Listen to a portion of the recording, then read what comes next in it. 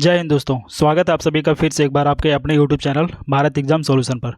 दोस्तों, आप सभी को मालूम है कि जेएसएससी सीजीएल केस को सुप्रीम कोर्ट के द्वारा खारिज होने के बाद चारों तरफ निराश से निराश देखने को मिला विद्यार्थियों में। साथ ही साथ आप सभी के माइंड में डिमोटिवेशन, पढ़ाई के प्रति टूटता भरोसा और जेएसएससी सीजीएल की इस पूरी यात्रा से हम लोगों को क्या सीख मिली, कहाँ चूक हो गई और आगे इस प्रकार के स्थितियाँ बनेगी हमारे जीवन में, कभी भी ऐसी संकट आएगी जिसमें एक ही ऑप्शन बचेगा, सिर्फ और सिर्फ लड़ाई। आइए इसके बारे में हम लोग विस्तार से समझते हैं। दोस्तों, सुप्रीम कोर्ट से केस डिसमिस होने के बाद विद्यार्थियों को निराश हाथ लगी और उसके बाद लगातार छात्र में जो है आरोप प्रत्यारोप की बातें हो रही है ग्रुप में। देखिए, अगला स्टेप लेने से क्या हो सकता है, और अगला स्टेप है कि रिव्यू पटिशन। अगला स्टेप क्या है? रिव्यू पटिशन जो है वह दायर किया जा सकता है और उसके लिए सही समय होना बहुत ज़रूरी है, तभी यह कार्य संभव हो सकता है। लगातार मैं आप सभी छात्रों से यह कहता आ रहा हूं कि आप लोगों का टाइमिंग बहुत ख़राब है। कब केस फाइल करना है, कब क्या करना है, इसकी जानकारी विद्यार्थियों में नहीं रहने के कारण इस तरह की चीज़ें होती है। रिव्यू पटिशन के लिए आप सभी विद्यार्थियों को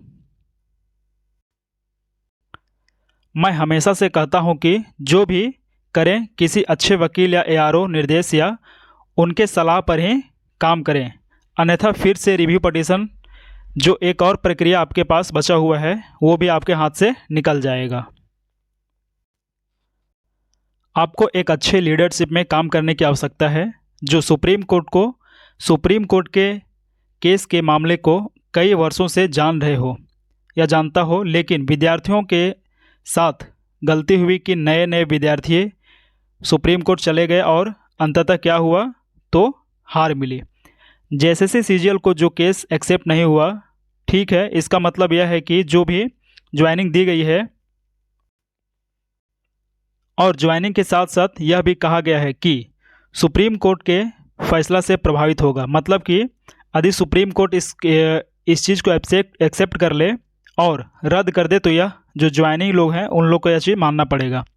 अब विद्यार्थियों को हरी झंडी मिल चुका है। जो भी विद्यार्थी का चयन हुआ था, अब आप सभी विद्यार्थियों के पक्ष में मामला तभी आ सकता है जब आप सभी विद्यार्थी रिव्यू पटिशन के माध्यम से फिर से केस को एक्सटेंड कर सकते हैं, और यह पॉसिबल भी है। रिव्यू पटिशन होने के बाद भी केस को रिव्यू किया जाएगा, फिर से उस केस को एक्सेप्ट करते हुए बहस किया जाएगा अगर मामला सही है तो। इसलिए आप सभी से एक बार अपील है कि ज़्यादा से ज़्यादा लोग संगठित हो और फिर से इस केस को जागृत कर सकते हैं। यदि सच्चाई है तो आप निश्चित रहें, निश्चित रूप से आपकी जीत होगी। फिलहाल इस वीडियो में इतना ही। मिलते हैं नेक्स्ट वीडियो में, तब तक के लिए धन्यवाद। जय हिंद।